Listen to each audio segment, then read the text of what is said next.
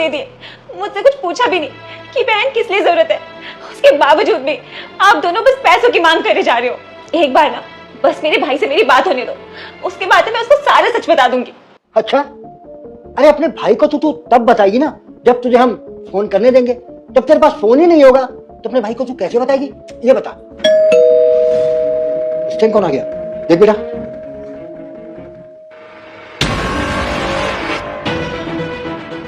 अरे बेटा तुम तो बॉर्डर जाने के लिए निकले थे, गए नहीं अभी तक। बॉर्डर में तो मैं बाद में जाऊंगा, पहले आप मुझे ये बताओ, जब मेरी बहन घर पर थी तो आपने मुझे झूठ क्यों बोला कि वो जॉब पर गई है? अरे भैया वो ना जॉब पर ही गई थी भाभी, वो ना छुट्टी हो गई तो जल्दी आ गए, हम आपको कॉल करके बताने वाले थे। तू तो चुप ही खड़ा रहे। और अंकल जी आप बड़े हैं और मैं आपकी इज्जत करता हूं, इसका मतलब ये नहीं कि आप कुछ भी बोलेंगे और आप इससे आगे मुझे कोई भी सफाई दें।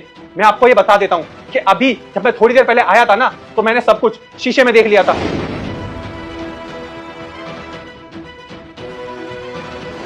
बेटा जैसा तुम समझ रहे हो ना वैसा बिल्कुल भी नहीं।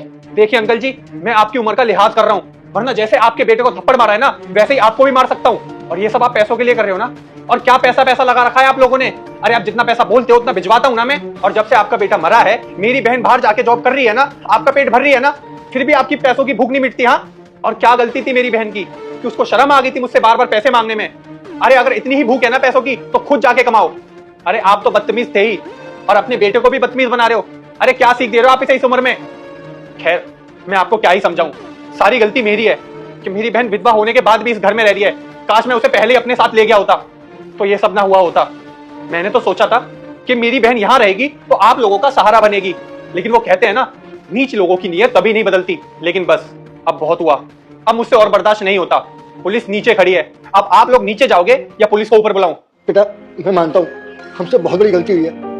इस बहू ने मेरे बेटे के जाने के बाद घर की जिम्मेदारी संभाली, नौकरी की ताकि घर अच्छे से चल सके, लेकिन इस बहू की हमने बिल्कुल कदर नहीं की। इसके लिए मैं बहुत शर्मिंदा हूँ। वाकई हमने इंसानियत को तार तार कर दिया बेटा, लेकिन मैं वादा करता हूँ आज के बाद ऐसी गलती कभी नहीं होगी। मैं बहू को बिल्कुल बेटी की तरह रखूंगा घर में, इसको कभी नहीं सताऊंगा। बेटा गलती हुई है तो मान रहा हूँ ना, तो फिर माफ कर दे बस एक बार, आगे से ऐसा कभी नहीं होगा। नहीं, मैं आपको माफ नहीं कर सकता, क्योंकि अगर आज मैंने आपको माफ कर दिया ना तो आप यही सब हरकत मेरी बहन के साथ दोबारा करोगे और वो बेचारी डर के मारे मुझे कुछ भी नहीं बताएगी। तो अब मैं तुम्हें कभी माफ नहीं कर सकता और ना मैं चाहता कि ये सब दोबारा हो। तो आप लोग चुपचाप नीचे चले जाओ, क्योंकि अगर पुलिस ऊपर आ गई ना तो आप दोनों सोच भी नहीं सकते कि आपके साथ क्या होगा।